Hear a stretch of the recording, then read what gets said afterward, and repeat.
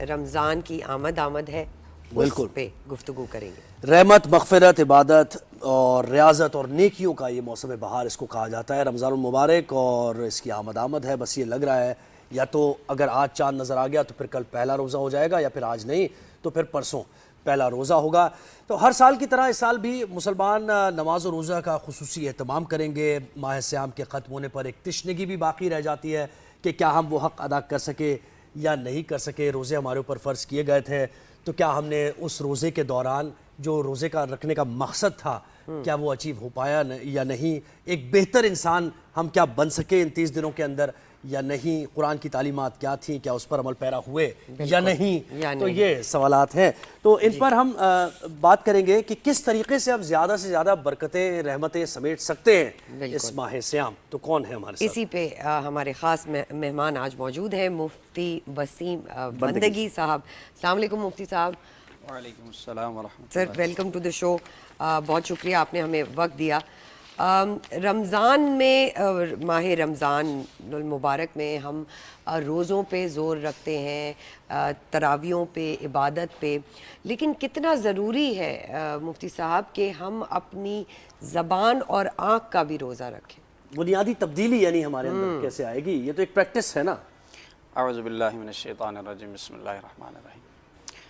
بہت شکریہ۔ دیکھیں، اس سے آپ کا جو سوال ہے، سب سے پہلے ہمیں یہ سمجھنا چاہیے کہ روزہ رکھنے کا مقصد کیا ہے۔ جی، چونکہ اگر روزہ محض بھوک اور پیاس ہی کا نام ہو تو پھر تو یہ بے مقصد سی بات نظر آئے گی، اور قرآن کریم نے ان کے مقاصد کو خود بیان کیا ہے۔ یا ایھا الذین آمنوا کتب علیکم الصیام کما کتب علی الذین من قبلکم لعلکم تتقون۔ یہ جو آخری جملہ ہے لعلکم تتقون، فرمایا روزے اس لیے فرض کیے ہیں تاکہ تم پرہیزگار بن جاؤ، متقی بن جاؤ۔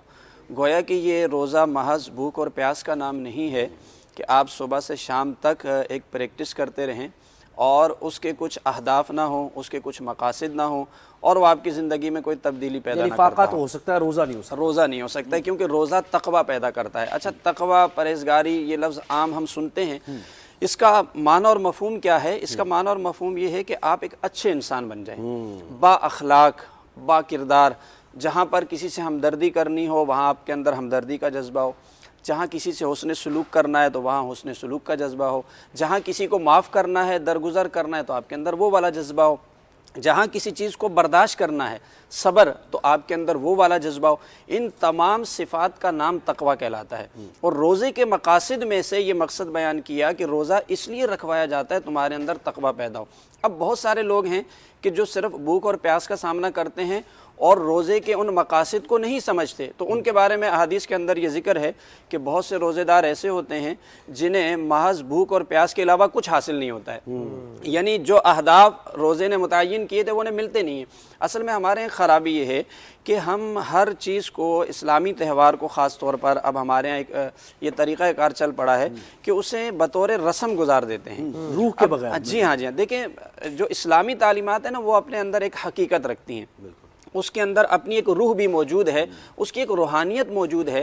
اگر آپ اسے بطور رسم گزار دیں گے تو پھر ایک رمضان نہیں، کئی رمضان آپ کے پاس سے گزرتے چلے جائیں گے، آپ کے اندر کوئی تبدیلی نہیں آئے گی۔ حالانکہ روزے کا مقصد یہ بتایا کہ وہ آپ کو بالکل چینج کرے گا، وہ آپ کو تبدیل کرے گا۔ ایک موقع پر آپ علیہ السلام نے فرمایا کہ رمضان کے مقاصد بیان کرتے ہوئے فرمایا کہ رمضان کا مہینہ صبر کا مہینہ ہے۔ اب دیکھیں، صبر تو صبح سے شام تک آپ کر ہی رہے ہیں، لیکن وہ جو صبر کھانے اور پینے سے کرتے ہیں، در حقیقت وہ آپ کی زندگی کے تمام معاملات کی مشق کروا کر آپ کے اندر وہ صبر کی صلاحیت پیدا کرنا ہے۔ اب اس طرف ہماری نظر نہیں جاتی ہے کہ بھائی روزے نے صبح سے شام تک جو ہمارے اندر ایک صبر کی مشق کروائی ہے تو وہ دیگر معاملات میں اس کو اپلائی کرنا ہوگا، اور دیکھنا ہوگا کہ جہاں جہاں صبر کرنے کا اسلام نے حکم دیا آپ کے اندر وہ چیز پیدا ہو جائے۔ اسی طرح آپ علیہ السلام نے یہ فرمایا کہ رمضان کا مہینہ مساوات کا مہینہ ہے اور ہمدردی کا مہینہ ہے۔ اب ہمدردی کا بھی ایک جذبہ آپ کے اندر آنا چاہیے۔ اچھا، وہ کیسے پیدا ہوگا؟ کیونکہ سال بھر آپ کھاتے پیتے ہیں، جب ایک مہینہ آپ کھانے پینے سے رکتے ہیں تو تب آپ کو اندازہ ہوتا ہے کہ جس کو کھانا پینا میسر نہ ہو وہ کس تکلیف سے گزرتا ہوگا۔ گویا آپ کے اندر یہ جذبہ پیدا ہوا کہ جو شخص ضرورت مند ہے، جس کو بھوک ہے، پیاس ہے، افلاس ہے، تو اب روزے کی ایک تعلیم یہ ہوئی کہ وہ آپ کے اندر یہ جذبہ پیدا کرے گا کہ آپ بھی ان دوسروں کے ساتھ ہمدردی کرنے لگ جائیں۔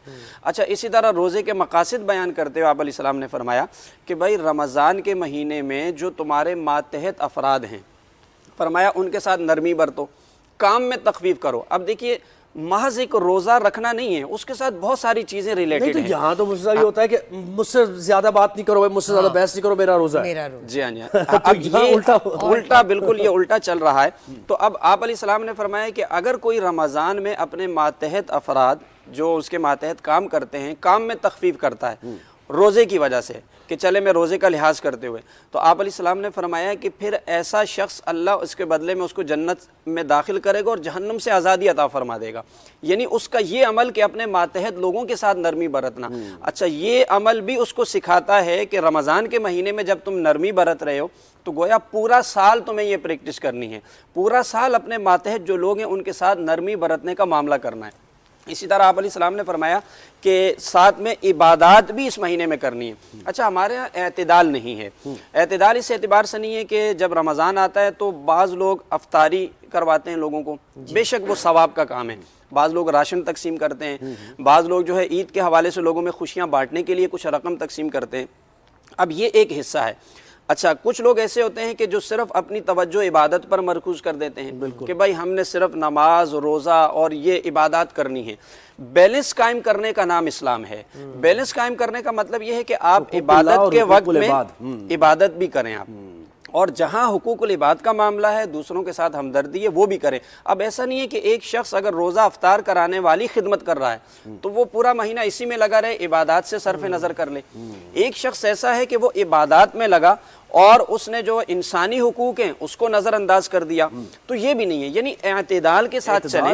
یہ ماہ مقدس اپنے ساتھ تمام برکتیں لے کر آتا ہے۔ اب دیکھیں، جب اس کا آغاز ہوتا ہے، اب یہ تو ہمیں سمیٹنی کیسی ہیں برکتیں، یہ ہمیں دیکھنا چاہیے، اس لیے کہ حدیث میں آتا ہے کہ جب رمضان کا آغاز ہوتا ہے تو پہلی رات سے ہی اللہ تعالیٰ جنت کے دروازوں کو کھول دیتا ہے۔ ایک حدیث میں آیا ہے کہ آسمان کے دروازے کھول دیتا ہے، ایک روایت میں آیا ہے کہ رحمت کے دروازے کھول دیتا ہے۔ گویا کہ جتنے فضائل اس مہینے کے آئے ہیں وہ بقیہ 11 مہینوں کے نہیں ہیں، یعنی رحمت تو برس رہی ہے، لیکن اب سوال یہ ہے کہ ہم اس رحمت کو سمیٹنے والا چاہیے، اب اس کا سلیقہ اور اس کا طریقہ چاہیے۔ تو جیسے میں نے عرض کیا نا کہ اعتدال کے ساتھ کام کریں، آپ عبادت کے وقت پہ عبادت کریں، کسی کی ہمدردی کرنی ہے، کسی کی خدمت کرنی ہے، کسی کے کام آنا ہے، اس وقت پہ آپ وہ کام کریں، اور غصے کو اپنے کنٹرول کریں۔ بالکل، لیکن صاحب دیکھیں یہاں جو دنیا میں جو ہم دیکھ رہے ہیں وہ تو بالکل اس کے برعکس دیکھ رہے ہیں۔ یعنی ہم کہتے، آپ نے بتایا کہ بھائی سادگی اپنانے کا طریقہ سکھاتا ہے رمضان، ٹھیک ہے، آپ کو تزکیہ نفس سکھاتا ہے رمضان، ٹھیک ہے، ماڈریٹ رہنے کا۔ لیکن یہاں تو یہ دیکھ رہے ہیں ہم کہ افطار ہوتی ہے تو بڑے بڑے دسترخوان ہوتے ہیں، اور آپ کو کوئی فکر نہیں ہوتی کہ آپ کے نیبرز میں آپ کا پڑوسی کیا اس کو کچھ میسر ہے بھی افطار کے لیے، یا 2 وقت کی روٹی کھائی بھی یا نہیں۔ اور ٹریفک میں جب ہم دیکھتے ہیں ٹریفک رولز کوئی نہیں کہ بھئی احسان ہے کہ ہم روزے میں ہیں تو ہمارے آگے کوئی نہ آئے، لڑائی جھگڑے سب بالکل ہی اپوزٹ اپلیکیشن جو ایکچوئل سکھاتی ہے وہ کچھ اور ہے اور ہو کچھ اور۔ دیکھیں، یہی جیسے میں نے عرض کیا نا کہ ہم اسلامی تعلیمات یا اس کے جو ایونٹس آ جاتے ہیں اس کو رسماً گزار رہے ہیں، اس کی روح کو نہیں سمجھ رہے، اس کی حقیقت کو نہیں سمجھ رہے۔ اب رمضان کے بارے میں تو آقا علیہ السلام نے فرمایا صبر کا مہینہ ہے، تو بھائی وہ صبح سے شام آپ کو صبر سکھا رہا ہے، تو وہ صبر آپ کے دنیاوی معاملات میں کیوں نہیں نظر آ رہا؟ کسی سے ملنے جلنے میں کیوں نہیں نظر آ رہا؟ ٹریفک میں کیوں نہیں نظر آ رہا؟ راستہ دینے میں کیوں نہیں نظر آ رہا؟ آپ کی بات چیت میں وہ نرمی اور سادگی کیوں نہیں نظر آ رہی ہے؟ وہ برداشت کیوں نہیں نظر آ رہی ہے؟ تو اصل چیز یہ ہے کہ ہم اس کی تعلیمات کی جو روح ہے اس کو سمجھنے کی کوشش کریں۔ اور پھر اسی طرح جہاں تک کھانے پینے کا تعلق ہے تو رمضان کا مہینہ تو آپ کے اندر یہ چیز پیدا کرتا ہے کہ آپ بھوک اور پیاس کا سامنا کریں، کیونکہ بھوک اور پیاس جب پیٹ خالی ہوتا ہے، صوفیاء کرام نے لکھا ہے، فقہاء نے لکھا ہے، تب آپ کی روح بیدار ہونے لگتی ہے۔ جتنا آپ بہت زیادہ کھانے پینے کی طرف جاتے ہیں تو مستی اور خمار کی کیفیت پیدا ہوتی ہے اور آپ کے اندر خواہشات پیدا ہوتی ہیں، اور پھر آپ کا جو لنک ہے وہ تقوی اور پرہیزگاری کی طرف اس میں کمی آ جاتی ہے۔ تو اس لیے روزہ تو یہ سکھاتا ہے۔ اچھا، ساتھ ساتھ یہ کہ جس طرح آپ نے کہا کہ آپ نے اپنا دسترخوان سجا لیا، ہر قسم کی نعمتیں رکھ لی، لیکن پڑوس کا نہیں پتہ ہے، ساتھ کا آپ کو نہیں پتہ ہے، تو نبی علیہ السلام کا ارشاد پاک ہے کہ اگر ایک شخص ایسا ہے کہ اس کا پڑوسی اس کے شر سے محفوظ نہیں ہے تو فرمایا کہ وہ شخص جنت میں داخل نہیں ہو سکتا ہے. یعنی ہمیں اپنے ارد گرد نظر رکھنی ہے, ان لوگوں پر نظر رکھنی ہے کہ جو کہ ضرورت مند ہوتے ہیں, جو محتاج ہوتے ہیں. روزہ تو ہمیں یہ سکھا رہا ہے کہ دوسروں کے ساتھ ہمدردی کرنی ہے, وہ خود ہمیں پریکٹیکلی صبح سے شام بھوک سے گزار کر, اس مرحلے سے گزار کر ہمارے اندر یہ کیفیت پیدا کرتا ہے کہ دیکھو جو شخص بھوکا ہوتا ہے اس کو کتنی طلب ہوتی ہے, اس کی کتنی ضرورت ہوتی ہے. تو ہمیں اس کی اصل روح کی طرف جانا چاہیے. اور خاص طور پر میں یہ عرض کروں گا اپنے ناظرین سے کہ آپ اپنا ایک شیڈول سیٹ کریں رمضان کے حوالے سے, اور بہت ہی پیارا شیڈول ہے, وہ معمولات نبوی صلی اللہ علیہ وسلم کی روشنی میں ہے کہ آپ یہ دیکھیں کہ پیارے آقا علیہ السلام اس مہینے میں کیا کرتے تھے. نبی علیہ السلام اس مہینے میں عبادت بھی کرتے تھے, نبی علیہ السلام اس مہینے میں سخاوت بھی کرتے تھے, ہمدردی بھی کرتے تھے. ان کو اگر میں ایک لسٹ کے اندر بیان کر دوں تو سب سے پہلی چیز جو تعلیمات نبوی صلی اللہ علیہ وسلم کی روشنی میں نظر آتی ہیں کہ آپ رمضان کے مہینے میں احترام کے ساتھ روزہ رکھیں. یہ تو اس کا پہلا کام ہے, چونکہ روزہ فرض ہے, اور کسی بھی قسم کی اس میں کوتاہی نہ کریں اور روزے کے تقاضوں کے ساتھ رکھیں. دوسری چیز, اس مہینے کا جو خاص ایک وصف ہے, آپ دیکھتے ہیں کہ تراویح ہوتی ہے, اس کو قیام رمضان کا نام دیا جاتا ہے. پیارے آقا علیہ السلام بھی قیام فرماتے تھے, آپ کی سنت ہے, اور یہ اس مہینے کی خاص عبادت ہے, آپ اس کو بھی اپنائیں. نمبر 3 یہ کہ اس مہینے کی خاص عبادت قرآن پاک کی تلاوت ہے. پورے سال جو قرآن نازل ہوتا تھا آقا علیہ السلام کے دور میں, رمضان میں اس کا دوبارہ نزول ہوتا تھا, اور نبی علیہ السلام رمضان کے مہینے میں جبرائیل امین کے ساتھ قرآن کریم کا دور فرمایا کرتے تھے. یعنی آپ قرآن پڑھتے تھے, سنتے تھے. تو قرآن کریم کی جو تلاوت ہے اس کی کثرت اس مہینے میں ہونی چاہیے. نماز تہجد, تہجد کا ایک ایسا وقت ہے کہ جس میں آپ کی ہر دعا قبول ہوتی ہے, اور یہ مقام قبولیت کا سب سے بہترین افضل ترین وقت ہے 24 گھنٹوں کے اندر. اس لیے آپ کو ایک موقع ملتا ہے, سحری کرنے کے لیے اٹھتے ہیں تو نماز تہجد کا آپ معمول بنا لیں. اب آ جائیے کہ آپ حقوق العباد کی طرف جائیں گے, کیونکہ عبادت کا تو شیڈول کر لیا آپ نے کہ آپ روزہ, نماز, قرآن کی تلاوت سب کر رہے ہیں. نبی علیہ السلام اس مہینے میں سخاوت فرماتے تھے, اور روایات میں آتا ہے کہ آپ کی سخاوت عروج پر ہوا کرتی تھی. حالانکہ آپ تو سارا سال ہی سخاوت فرماتے تھے, لیکن اس مہینے کے پیش نظر آپ کی وہ ہمدردی, وہ محبت اور صلہ رحمی میں اضافہ ہو جاتا تھا. اس مہینے میں ان معمولات کو سامنے رکھیں, اسے مرتب کریں شیڈول کو, اور اس کے ساتھ آپ رمضان گزاریں. بالکل, یعنی اس کا مطلب یہ ہے کہ حقوق اللہ اور حقوق العباد اور ان میں بیلنس قائم رکھنا. مفتی وسیم بندگی صاحب بہت شکریہ. رمضان المبارک میں آپ سے وقتاً فوقتاً گفتگو جاری رہے گی, اور آپ کو مدعو بھی کریں گے اپنے شو میں. تو جناب, اس کا اکثر بیٹھے یہی ہے کہ آپ نے اپنی جو عبادات ہیں اس کا کوئی مقصد ہے, یعنی اللہ نے اگر آپ کو کہا ہے کہ اس کی عبادت کرے تو آپ کو ایک بہتر انسان بنانے کے لیے تقوی اور پرہیزگاری کا پیغام ہے, حقوق اللہ اور حقوق العباد کا پیغام ہے.